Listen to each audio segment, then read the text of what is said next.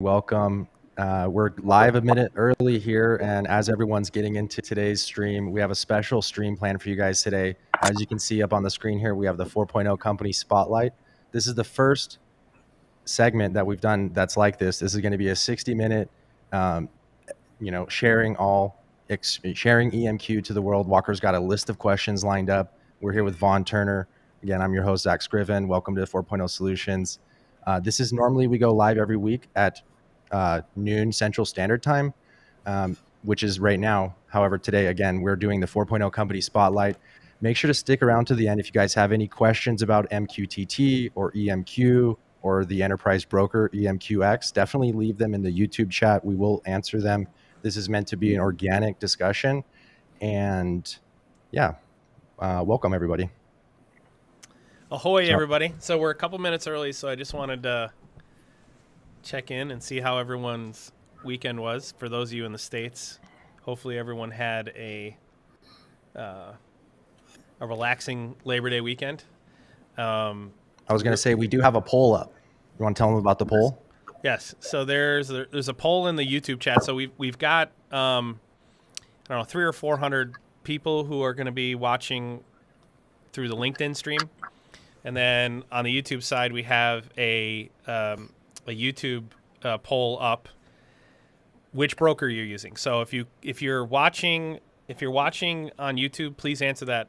We want to just understand, who's using which brokers. We could only put 4 on there. The 5th one we left off was VernMQ. But the poll is which broker are you using? So like Zach said, this is our first company spotlight. So for those of you guys who don't know, EMQ is one of actually I think they were the first, right? Wasn't EMQ the first people to volunteer, the first organization to volunteer to sponsor the Industry 4.0 community? So they actually reached out to us and said, hey, how can we help? And the whole corporate sponsorship stuff came from them reaching out and saying, we want to be involved with the community. So so this is our first corporate company spotlight. So basically what we're going to do for the next hour is it's a live Q&A, except the Q&A is all centered around EMQX, the EMQX broker. So you guys may have known, we've been talking about EMQX for a couple of years now. I actually didn't meet Jalen and the folks at EMQ until maybe 6 weeks ago, maybe 2 months ago. Jalen and I spoke through Discord. But Ivan Stone and the other members of the team that are on here today, I just met them in the last week. So how did I get introduced to EMQX? We were doing a large enterprise class system that was going to push our total number of connections, total number of transitions per second, total number of payloads to the absolute limit of what we had already done previously. Okay, a massive system. And so I was working with one of our architects, Matt, and we decided, hey, instead of going our traditional route, okay, where we're going to use Chariot SCADA broker, or we're going to use, Mosquito with bridging.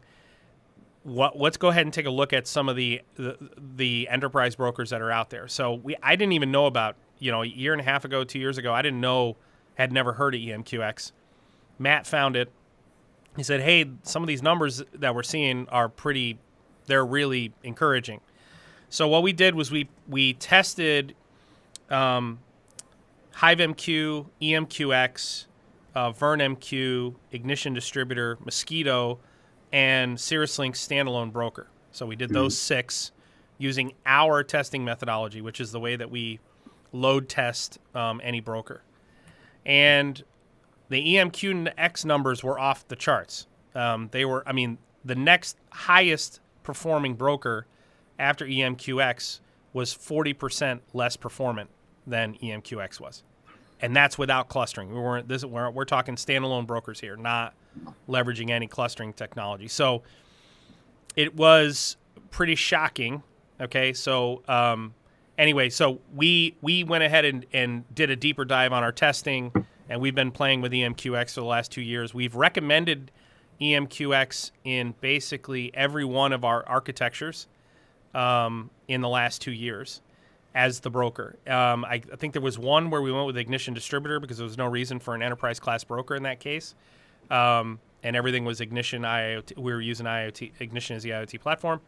But every other architecture we've designed in the last 2 years has had EMQX in the center. Now, we haven't always been able to get it approved by the company's IT department or whatever, and we're going to talk about that today. We're actually going to have Jalen answer that question and hopefully put any objections to bed for the rest of time. Now that it's the top of the hour, we got 30 people in the chat. Welcome, everybody. Let us know where you're joining from. Make sure to answer the poll. What MQTT broker are you using? We've got 4 options there. Let's introduce, let's start with Jalen. Welcome, Jalen. Hi, everyone here. It's my honor to be the guest of Zach's event.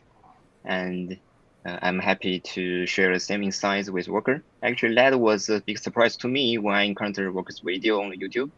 And we definitely use the same approach to deliver our solution to our customers. So one of the things that Jalen and I have in common is a strong belief in the unified namespace. So leveraging a unified namespace to solve industrial problems. So instead of the concept of the digital twin, but state and events, a current state of the entire business using a unified namespace. Jalen, who is the vice president of solutions for EMQ, shares the exact same philosophy, and as does the entire organization. So today, again, this is a sponsored live Q&A. So EMQ was our sponsor for the month of August. They were the very first company to say, hey, listen, we want to support the Industry 4.0 community. Our community should be very grateful because this stuff is very, very expensive. Up till this point, people ask me all the time, how much money have I spent on our digital media? I'm at about $1 million I've spent so far. About $900,000, give or take, on our digital media. And we have yielded about $300,000 to $400,000 in revenue. So I've spent about $1 million in my own money on all this digital media. Everything you guys have seen over the last 3 years, we've made about $400,000 in terms of direct, revenue. That is the stuff that we sell. We've made about $400,000. So I'm $600,000 in the hole on our media. I mean, so when we talk about the commitment to the community, all the money we invest in the community is designed to serve our mission, which is help save and create middle-class jobs in the United States. Jalen reached out to us and the folks at EMQ and said, hey, listen, we want to support you guys. And so they were the very first paid sponsor of the Industry 4.0 community. We are eternally grateful for the fact that they stepped up and said, hey, we want to sponsor the community. And as part of that, they sponsored 4 videos in the month of August. You guys saw those videos.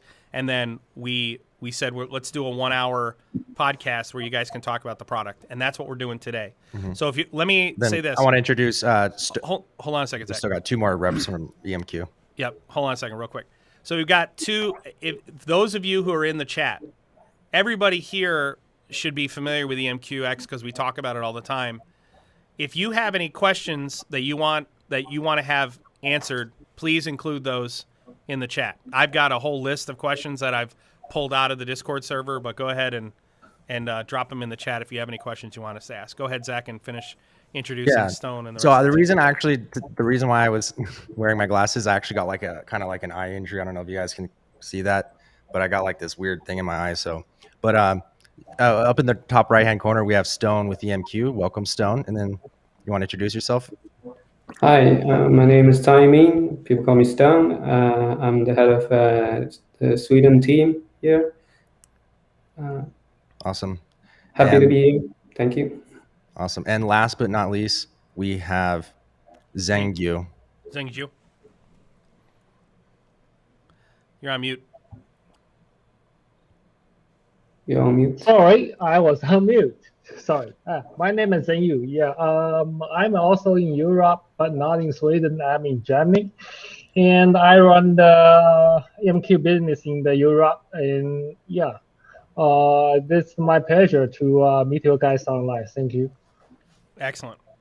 Awesome. All We got right. all 6 of us now. So let's go ahead and get started with the questions. So first up, Jalen Jalen, you're going to be speaking for the group, I assume, and you'll just delegate to the rest of the team. So for those of you guys who don't know, EMQ is a global company. Jalen's going to go over that based off. I know that Jalen is outside of Shenzhen in southern China, which is a big tech hub in China. Actually, I've been over in that area many, many times. Stone is in Sweden. Zhengyu is in Germany, and you guys have a team based in Silicon Valley on the west coast of the United States, right? The first question we just want to get the background. So what I've done is I've taken a list of the questions that came out of Discord and stuff I want to have answered, and we're just going to go ahead and pose the question. So Jalen, will you start? Will you give us the background on EMQ, specifically like how long have you guys been around? Where'd you get your start, et cetera, et cetera? That way we can get a baseline for the community. Okay, cool. Yeah, I know this is the exact question I'm gonna be asked. So I have prepared several slides for this question. Could I share the screen here? Yeah, go ahead.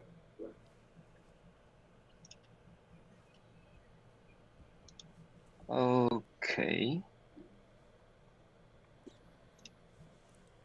Okay, it's okay.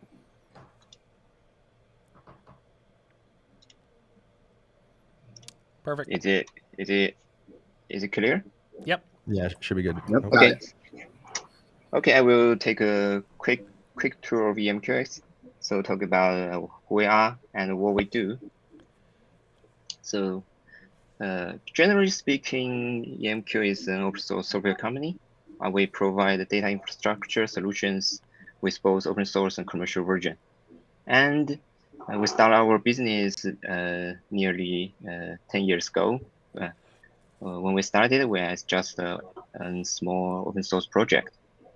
And we set our cornerstone on both Edge and cloud, then build our products on top of it.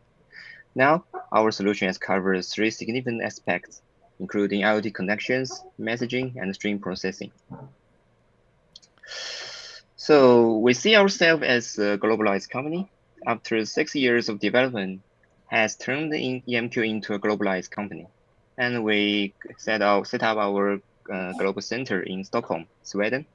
And we also established an American branch in Silicon Valley. Why did you guys pick Stockholm? Where did the Stockholm play come in? Financial industry, I'm assuming, is the. Oh, I can answer that. It's a great question. Yeah, it's related to Ericsson. Let's don't answer it. Yeah, because EMQX is built on the Erlang virtual machine, and Erlang was invented here in Sweden. Excellent. Here we have the biggest talent pool here in the Europe, I guess. Perfect. And that's the main reason why we started here. I didn't know that, actually. Yeah, that's also one reason why EMQ is so performant. But I would leave this detail in the following section. Okay, so yeah, when talking about EMQ, the first thing that would come to your mind must be the broker. Yeah, that is our anchor product. EMQX broker started nearly 10 years ago, as I just mentioned before, as an open source project.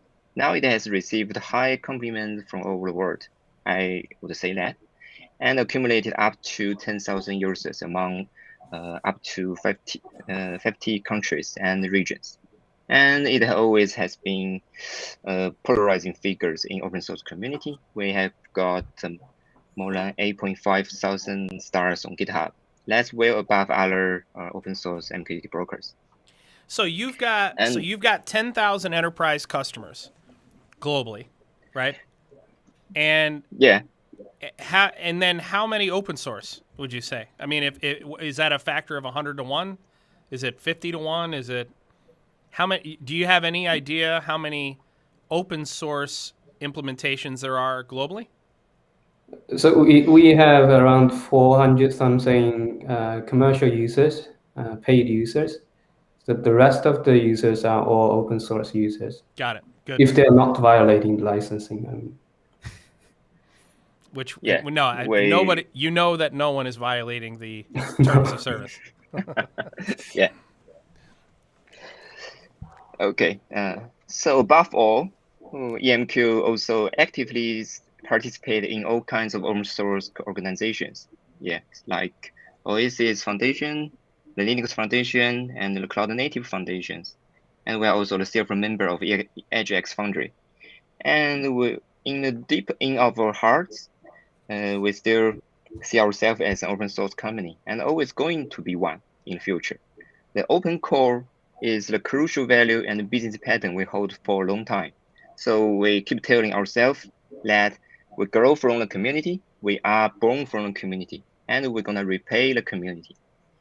So Why? there's one. Jalen, can you expand Okay. on that a little bit? So, you guys are an open source, or you guys are built on open source principles. Can you expand a little bit on why? I mean, not every organization that creates software in either the commercial, consumer, or industrial space comes from the open source world. Can you talk a little bit about why EMQX has what? I mean, other than the fact that you guys are nerds like us and you appreciate open source, right? Where does that come from? Yeah. From a philosophical standpoint, can you expand on that a little bit? Yeah, of course. So regarding this question, it is a great question, and we at the first stage, EMQ started as an open source project. So before there is an EMQ company, there is already a EMQ project.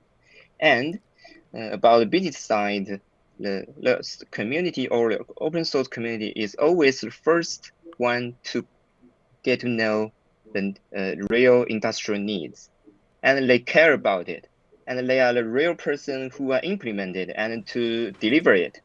So instead of being a top guy or top down hierarchy company, we decide to stand with the community and stand with the developers. That's the best way we can evolve ourselves, is to evolve with the community and the real users. And above all, to build our product on the top of open source, it can also give us an inevitable advantage that from the technical side. But that might be too technical here. I could leave this to the Stone, our CTO.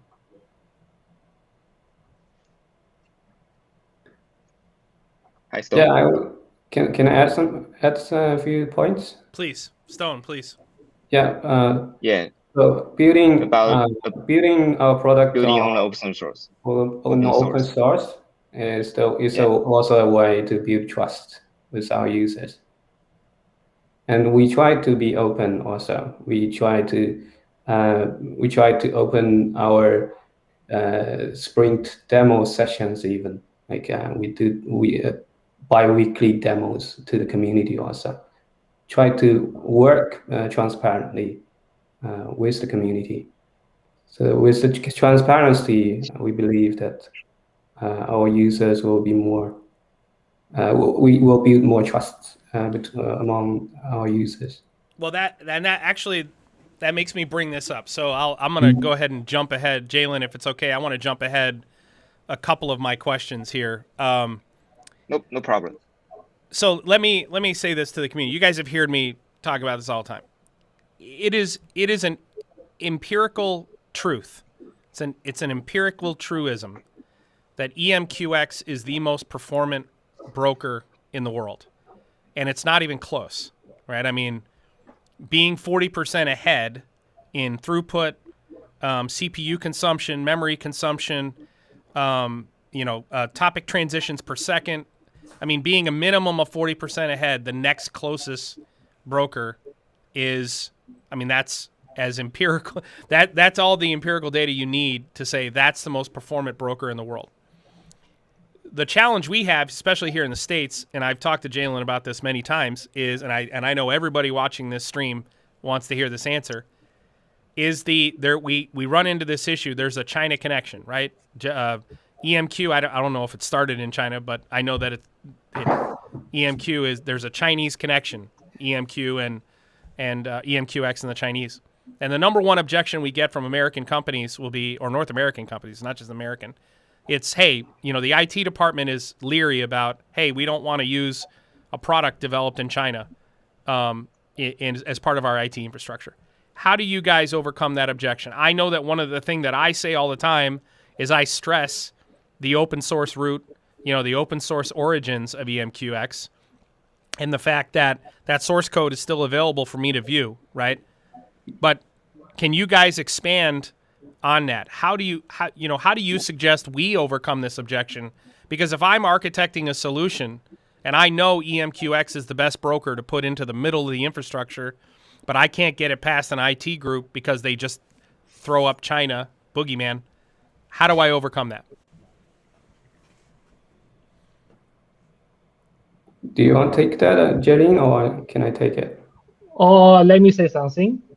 Yeah. Yeah. I think I joined EMQ since 2017. So since then, I was running overseas business.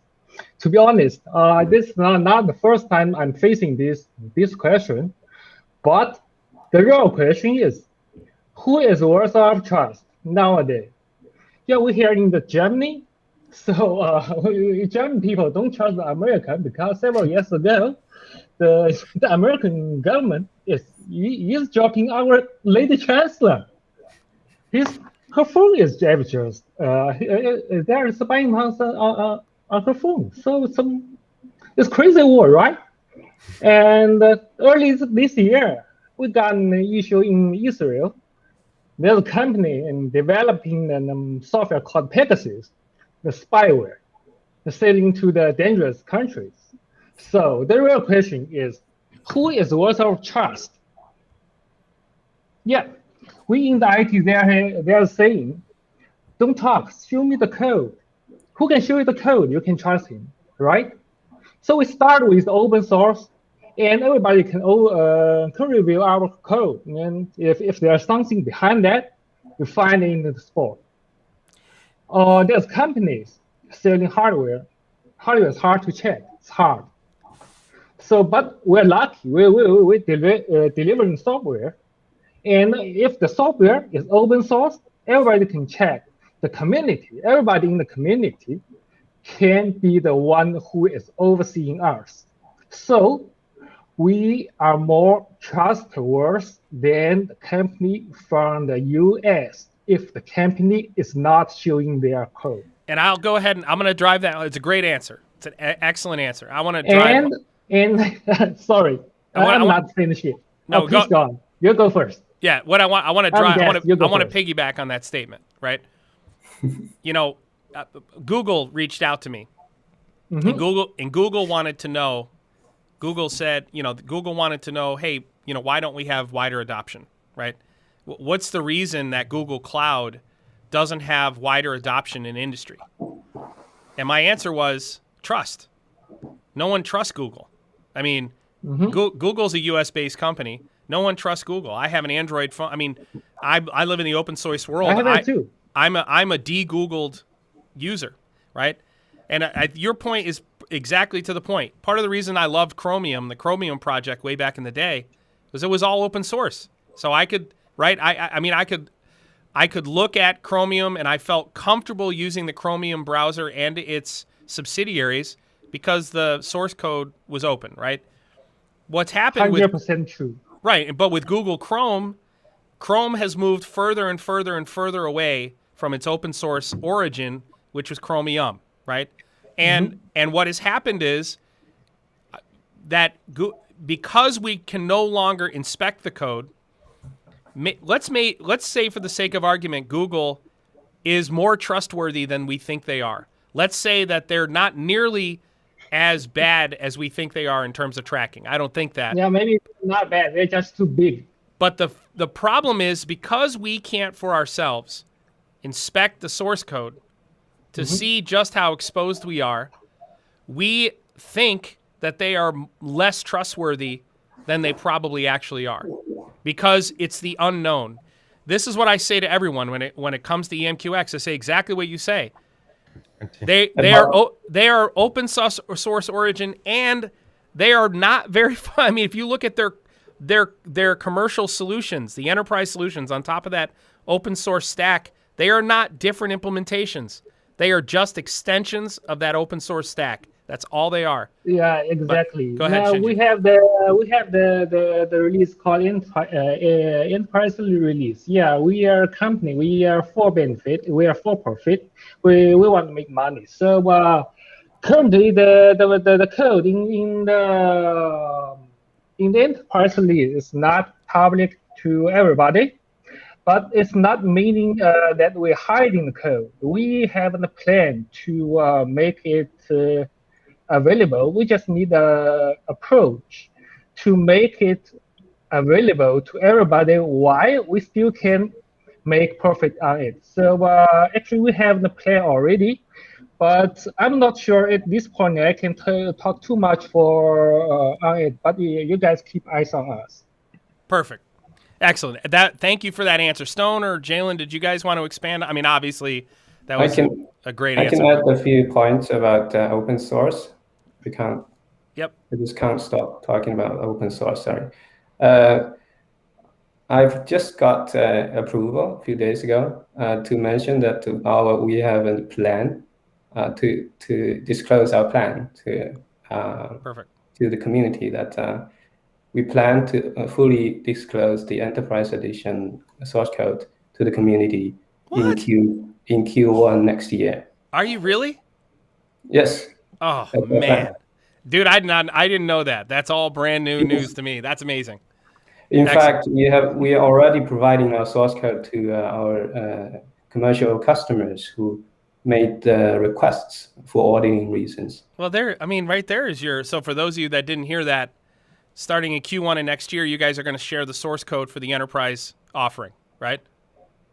And it's already on a case by case basis.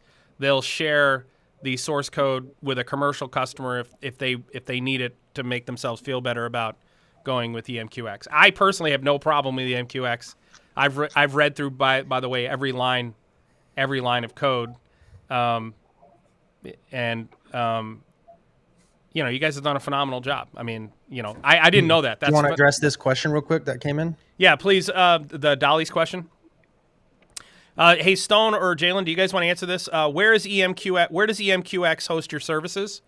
What data center? Whose hardware? What data center? Whose hardware? Our hosted services are in AWS and also in cloud providers in China also.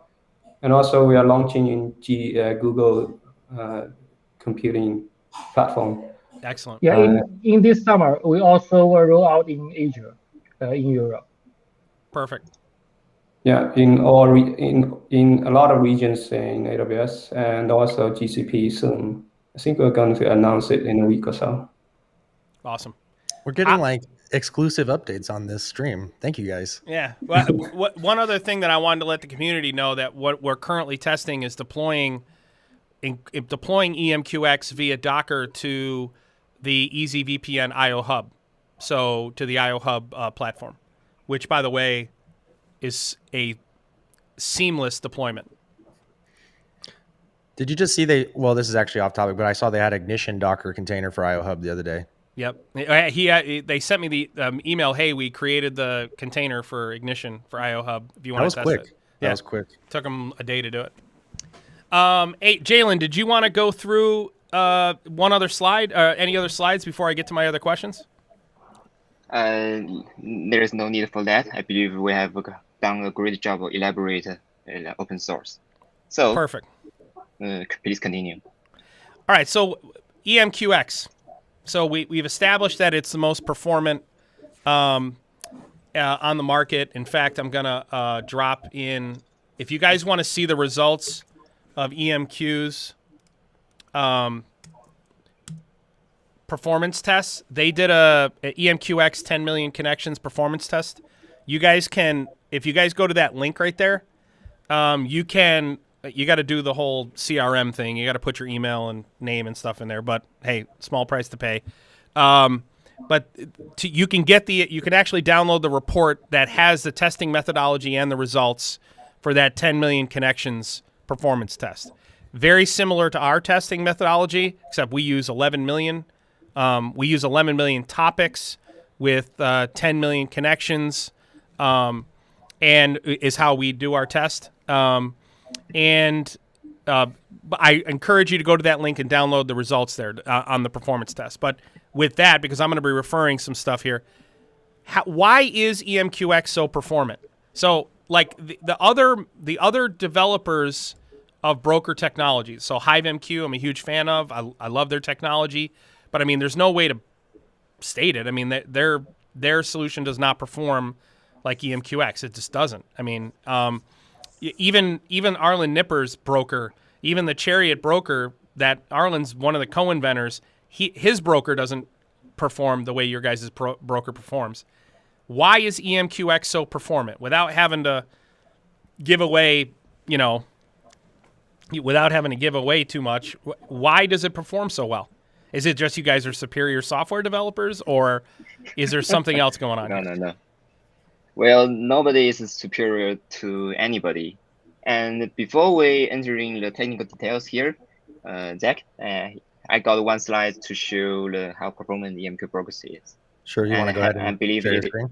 Yeah. And I believe it can help you and have audience understand the EMQ better. Then our CTO Stone gonna give a detailed look of why it is so performant.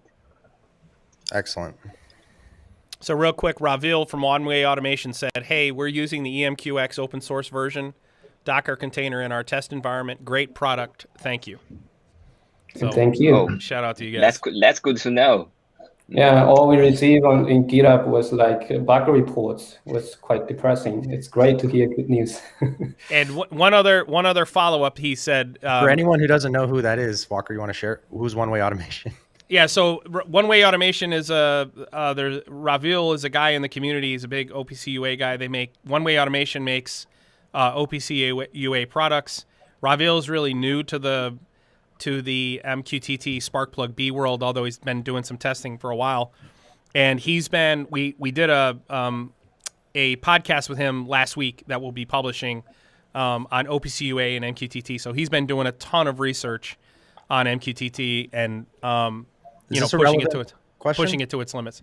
But right here, he's asking the question, what is the reason for the best performance? Is it because of using your Go language? Can the same performance be achieved using Java? Well, I can tell you right now, I can already answer that question for you. You cannot achieve the same performance with Java as you can with Go, simply because of where Go and Java sit in a software stack. But, all things being equal, Go is going to outperform. But anyway, go ahead. If you guys want to answer his question, which is it because you're using Go language? Is that one reason for high performance? No, we're using Erlang. Stone. What are you using? Stone. It's Erlang. Got it. You got it wrong. Okay. Yeah. I didn't know what you were using as under the. But go ahead. If you want to go ahead and answer the performance. AKA, and one more thing, AKA the RunMQ is also using Erlang. Oh, excellent. Yeah. Okay, here we go, Stone. So it's Erlang is the language. But go ahead. Yeah, correct. Go ahead, Stone. You're up, man. Okay. I thought Jaylin is gonna introduce the slides. Okay, I will give a little bit preview about how performant it is. So as an MQTT broker here, the performance is one key metric to consider. So EMQX can support up to 2 million concurrent connections in single node and up to 10 million connections in single clusters, and with 180 TPS in single node and a million TPS in single clusters. And under such circumstance, we can keep our message latency below 10 milliseconds with QoS 0, and with QoS 1 or 2, it can be kept below 100 milliseconds. Could you lose the number at the second row? It's like Millions TPM. Second row. Okay, no. All right, Okay. millions. All right. Thanks. All right. Yeah, Stone, could Yeah, you so elaborate give a more. deeper look? Yeah, about why from the architecture side, from the how we implement this broker. Yeah, so as I said, it's yes, one-way automation. Thank you. It's Erlang. It's a 30. It's been open source for 30 years. Built in, beta tested, built in Ericsson and beta tested in telecoms industry. And the virtual machine allows us to spawn one single lightweight process for each and every connection that we serve. That's how we get those millions of connections connected to a single node. Wow. Well, it had, yeah, Erlang was, structured around like, yeah, this so basically, multi-threading on steroids. Yeah, so taking advantage of the multi-core CPUs recently, and the NUMA RAM technologies. It can work very well to serve like millions of connections with the lightweight processing model. And as I said, it's only one single process, with lightweight process serving one client. So if that client has trouble, has a network disturbance, for example, it crashes, it won't affect others. So to put it, for those of you guys that are looking at this, hey, where does where do other brokers fall in? So if we go down to message routing latency, on QoS 0, you expect that number to be less than 50 milliseconds for a standard broker for QoS 0. And QoS 1 and 2, you would anticipate that would be less than 250. So for them to put less than 10 milliseconds on QoS 0 on latency and less than 100 milliseconds, I mean, that's, to put it in perspective, we don't spec any MQTT transaction for use cases where our transitions have to be faster than every 500 milliseconds. So to put them, if I need a transition faster than 500 milliseconds, we don't even use MQTT. We'll use a different protocol. And you guys your broker is performing at, more than half. That's 20% of what the other brokers are performing at, less than 50 milliseconds on QoS 0. So to put to Apple, if we do an apples to apples comparison, you're going to see 50 milliseconds there on QoS 0. Can you explain, hey, Stone, real quick, Stone, can you talk about the clustering technology a little bit? That's sure. One of my later questions. So Erlang was built for clusters, like it provides like a built-in database, which is by nature clustered. So typically, our enterprise users will run like 3 nodes, 5 nodes cluster, and all the data are replicated to all the nodes. So they don't have to turn to other nodes for a routing table lookup, for example. They can all perform local routing information lookups and then publish directly to the local subscribers. Or to a remote subscriber, it just copies once to the remote node, and the remote node will take care of broadcasting to all the subscribers in that node.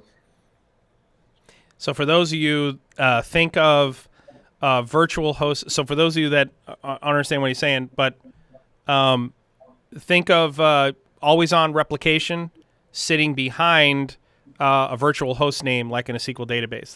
That's the best way to visualize how the clustering works. Maximum number of nodes, Stone, and can you just scale them as needed? Not at the current version. No, unfortunately, not for the 4.x series. But the 5 dot, right? With 5 dot, you're planning on being able to scale up as needed, right? Exactly. Okay. In 5.0, we will make the database horizontally scalable. So we'll create some node types called core nodes, which will not serve. You can configure them not to serve any MQTT connection. They just sitting there serving other nodes to sync data, and some other nodes will be called the replicant nodes.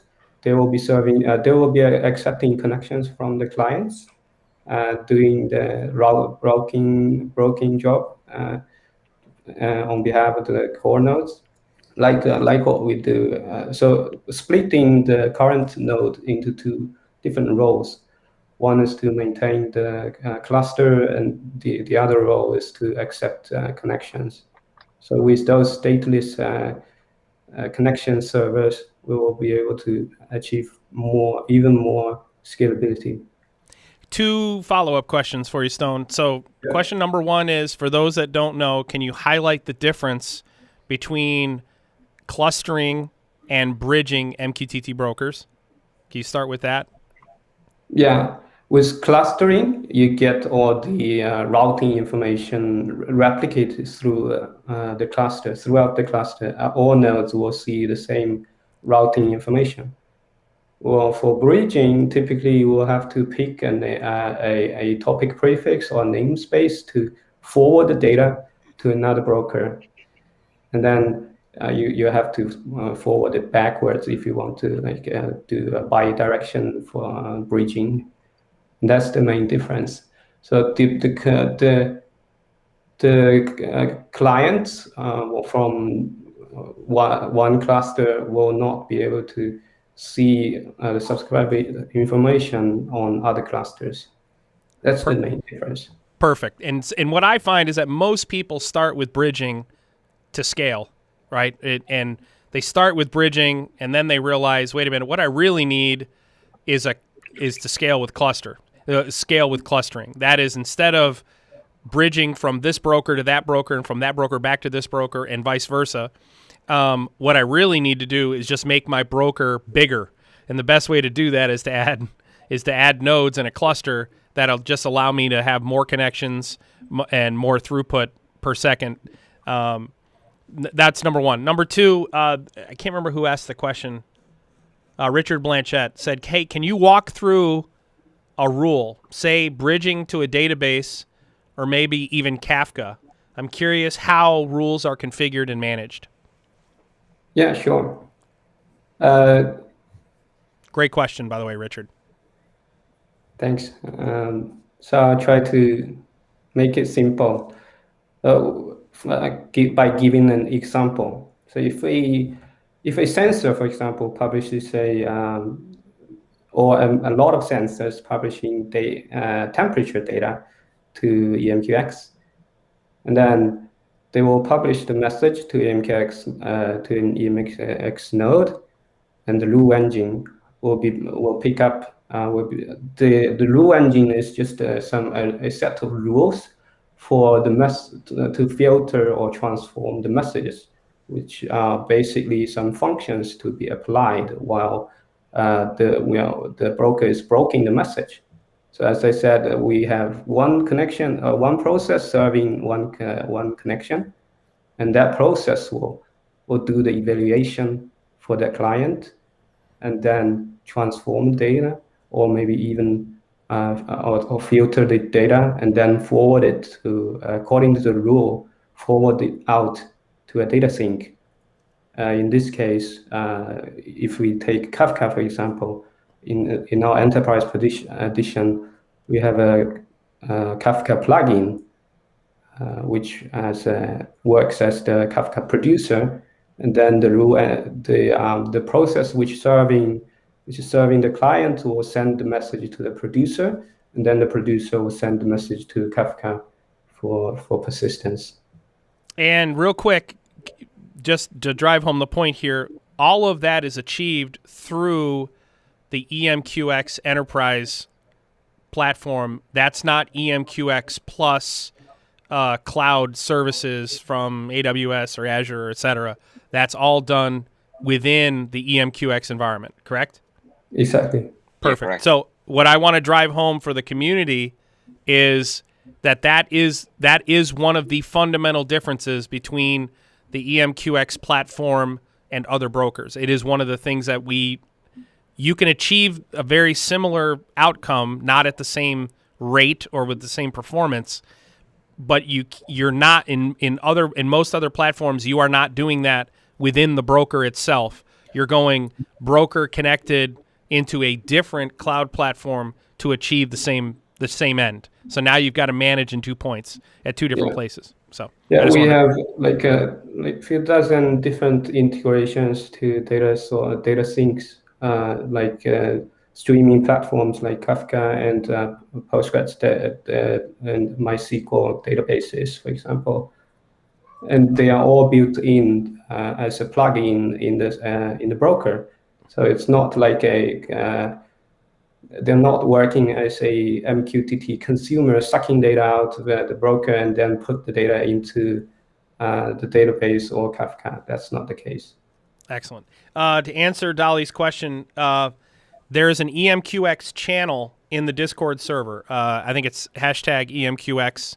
You can see it down at the bottom. Jalen's really active. Feel free to ask me any question. Yeah, yes. Use the industry Discord server, but do you have another, like a forum or something? Yeah, we got our own Slack server, and you can join our Slack server. I believe you can find the link via our website. Yeah. Or we'll share the Slack link in the Discord channel too. Excellent. For technical discussions, we actually prefer the questions to be posted in GitHub Discussion because that's more searchable. Zach, do me a favor. Put the link to their GitHub page and find the link to join their Slack and drop them in the chat, please. Will do. Thank you, brother. Sparkplug B support. So can you guys talk about when we can so why does Sparkplug B support matter? Really, it's two things. One of the things about EMQX is that EMQX is a broker with a platform wrapped around it. That's really what it is, right? You can do things with the payloads inside the broker using the EMQX, the enterprise platform, right? So EMQX, the overarching solution, is both broker and client, consumer, right? So if you're going to publish Sparkplug B payloads into an EMQX broker, you want to be able to, and you want to use the EMQX platform, you want to be able to decipher those payloads. That's number one. So, but number two, you want to be able to parse them. Number two, I believe that your sys namespace, the EMQX sys namespace, is the most valuable system namespace that any broker provides in terms of the total context that you guys provide. I can use so many of the values, the topics that are in your system namespace to abstract. I can make predictions about my process from your system namespace. And one of the things I'd love to be able to do is take that system namespace and publish it as an edge of network node. I want to be able to publish that broker as an edge of network node to the rest of the ecosystem. Sparkplug B would be the best way to do that. So can you guys talk about your plans for Sparkplug B support down the road? I'm assuming you guys are planning to add in Sparkplug B support. Yes, that came in as a requirement from our colleagues quite recently. Perfect. Actually. Yeah, so we're going to make the broker, EMQX broker, act as a node in the network, publishing its status according to the Sparkplug B specification. Awesome. And then what about, can I convince you guys into doing that? Yeah, I think so. I think we can commit to that. Excellent. Awesome. Yeah, sure. 100%. All right, and then last thing, one other question, then we'll just kind of get into the stuff that's listed in the chat. Is your roadmap? What does the roadmap look like? When can we expect the 5 release? What does the roadmap look like next 6 to 12 months? I'm going to take that. If you don't have slides. Yeah. Yeah, so in the next 6 to 12 months, our primary focus will be, or in the next 6 months, our primary focus will be to finalize our 5.0 release. 5.0 is currently at Alpha 5 stage. Soon we'll be releasing the first beta version. Okay. Yeah, and along do you guys have an open beta or a closed when beta? it's beta, we will build the package and publish it on our download website, so everybody can download and try it. So it is open beta from their website once it's available, guys. Exactly. And gals. Yeah. I think we will have the release candidates. Is it really? Are the release candidates also available on the website? Yeah, beta version. Starting from beta, we will do a few beta versions and then a few release candidates. Finally, before we cut the official release. Excellent. All will be available. I missed the question. Can you guys explain for the community how licensing works? So once you decide to go from open source to enterprise, how does licensing work? I think Zhenguy should be the perfect person to answer that. Sorry, gang, I skipped over the question. The licensing, currently we are using subscribe. You guys, if you think the functionality, the extra features worth of paying, then you go to subscribe our service, which is on the yearly based and cluster based and connection based. Means if you have one sound connection and you create one cluster, you pay this money each year, and it grows. And next year you pay more, and you're opening your business in another continental, and you need another cluster. Then maybe you pay for that. But we don't count the nodes in the cluster. If you're using 2 nodes to have the basic high availability, you pay this money.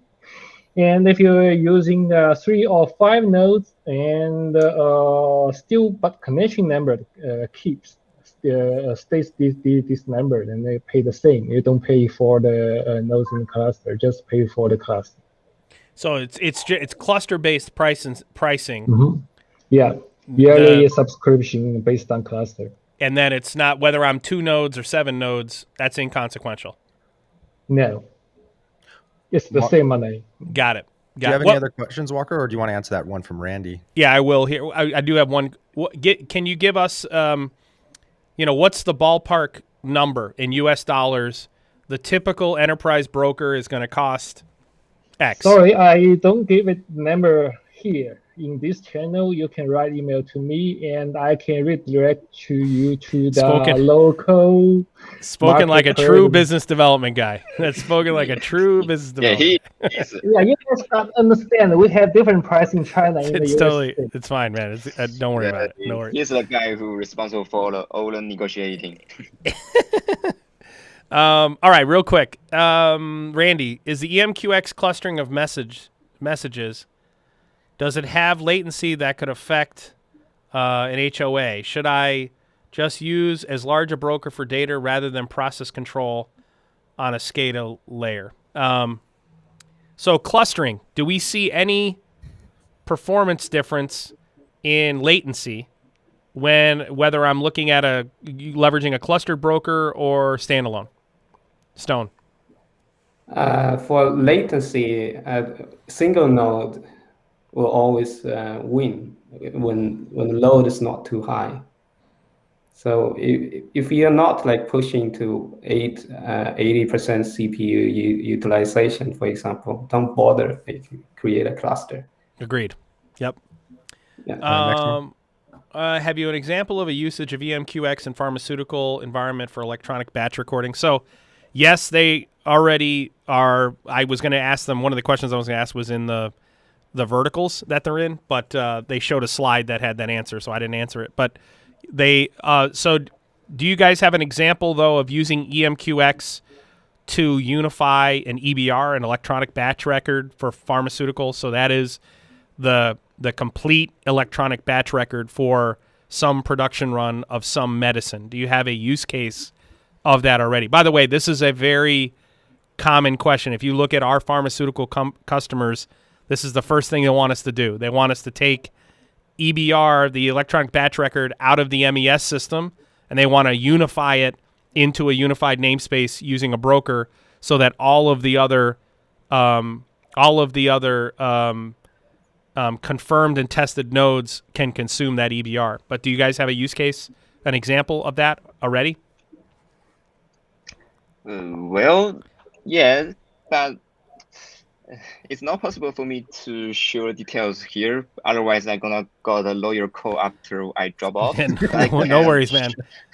So yeah, KA. I can show you guys a slide about what we did with our customers. Yeah. So KA, what I would say is, if you want to see that example, if you're already in the Discord server, just go to the EMQ channel and reach out to Jalen, and you guys can get together.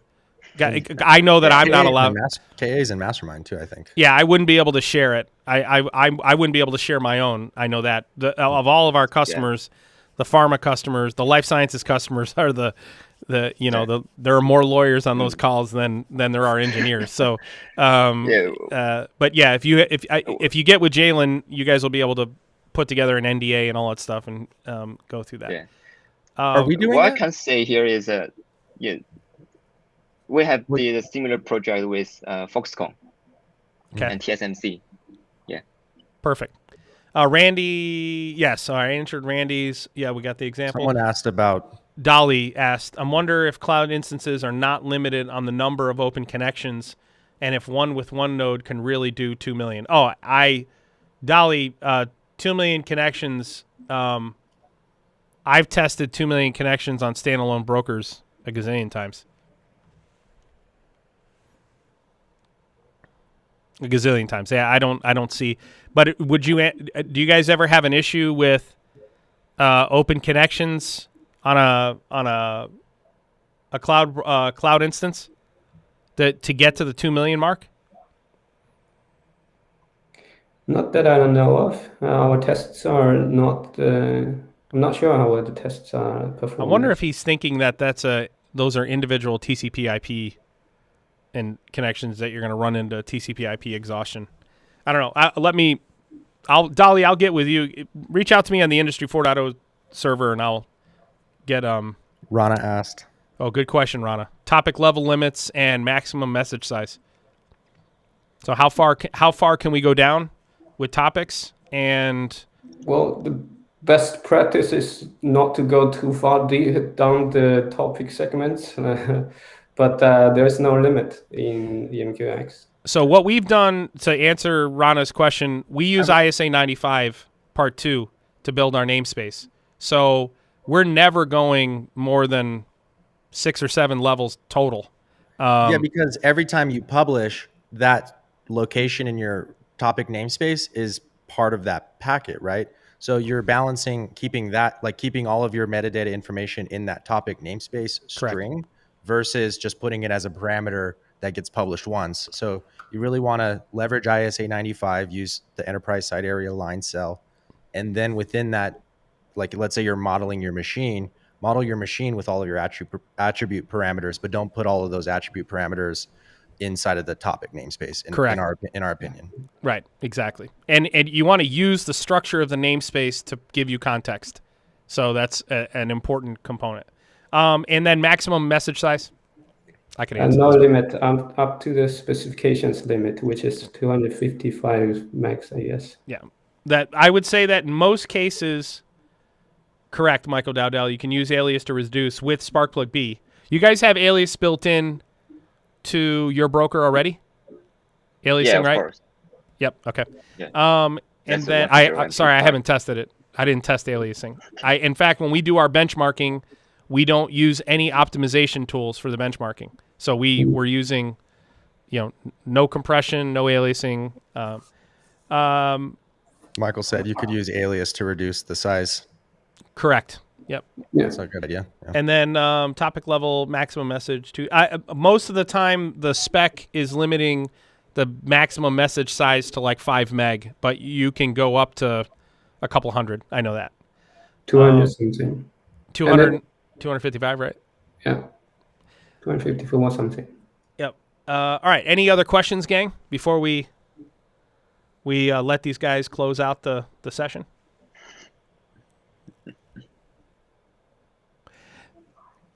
Brute force is the only way to do benchmarking. Agreed, Michael Dowdell. Start with the least efficient implementation. What tools do you use for simultaneous connections? Or what tools are you guys using to simulate your connections?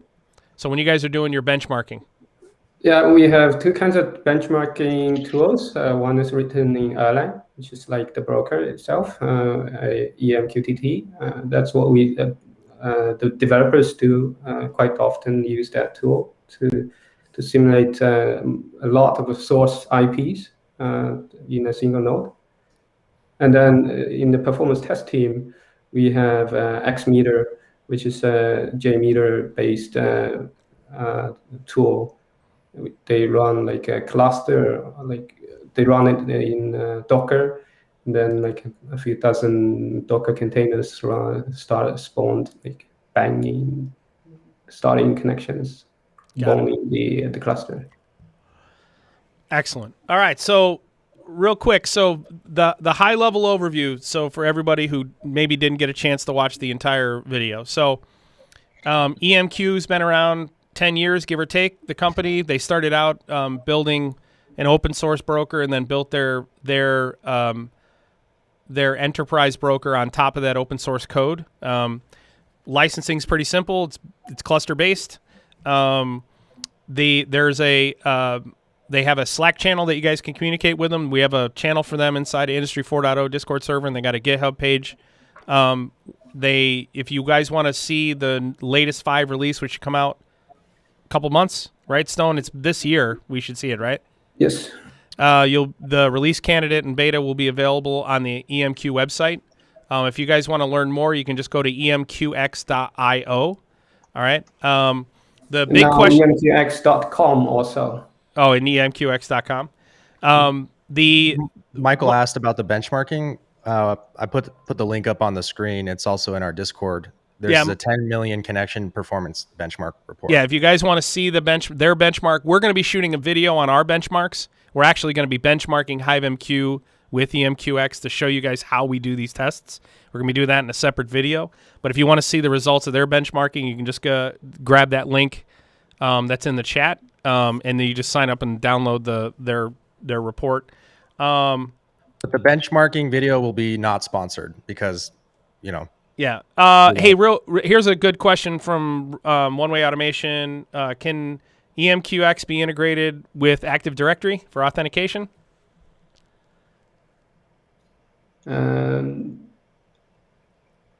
With LDAP? Yes. Okay. But not we have in the case. LDAP is quite different than other data storage. So you need to find data schema inside the all organization. So if you are going to use the LDAP, you need to contact us, and we will somehow change a little bit the code to adapt your case. But actually, LDAP is not very recommended because of the performance reason. But you guys don't support OAuth though, right? I mean, I haven't read anything that you do. Currently not. So the answer is yes, it's possible with Active Directory and LDAP with support from the folks at EMQ. And why is it so performant? It boils down to the platform approach and the fact that it's written in Erlang. Number one, that's going to help. Also, the location of their infrastructure also helps. But it really has to do with how the platform is constructed, how they built the stack is the reason it outperforms. How do we overcome the distrust of China, which was the big question we wanted to get answered, and the answer is because we can review the code ourselves. It's inconsequential. If we want to know whether or not we're being spied on, we'll be able to see whether that type of code exists, and it doesn't. And I mean, at the end of the day, this is an open source organization. This is a enterprise commercial offering built on top of an open source stack. Anybody who, and this is the ultimate reality, anybody who's complaining about a lack of trust with EMQ, if they either didn't do their homework or they don't know what the fuck they're talking about. It's just that simple. And so what we have to do as a community, though, is we have to make that information digestible for non-technical people who are just jumping to conclusions and associating, China with the boogeyman when that's just simply not the case. When we can prove that there's nothing untoward in the code base. Couple last questions. Matt Kendall, who owns EMQX? Do you want to answer that, Jalen? Okay, well, so I've asked this question a bunch of times. It's a lot of people is the answer. Yeah. For now, we got some big firms with big names to be our capital background, such like GGA Capital, if you ever heard of it. Then most of our company is privately held, so I can guarantee you there is no national capital there. Your capital is North American and European based, right? Yeah. Right. All the capital backing is based in the U.S. and in Europe. Dolly asked, can you embed EMQX to external apps, and do you have a GraphQL endpoint? I thought NanoMQ was for your embedding in external apps. Is that right? Yeah, correct. Let's or you can edge broker also embed EMQX. written in C. Yeah, so EMQX is not EMQ's only product. We left this conversation to just the EMQX and open source and enterprise class broker, but there's an edge solution. There's a suite of solutions that they offer, but we kept this conversation limited to the centerpiece. Do you have the GraphQL endpoint? No, we have. No, yeah, for now. 5.0, we are creating an open API 3.0 endpoints for management APIs.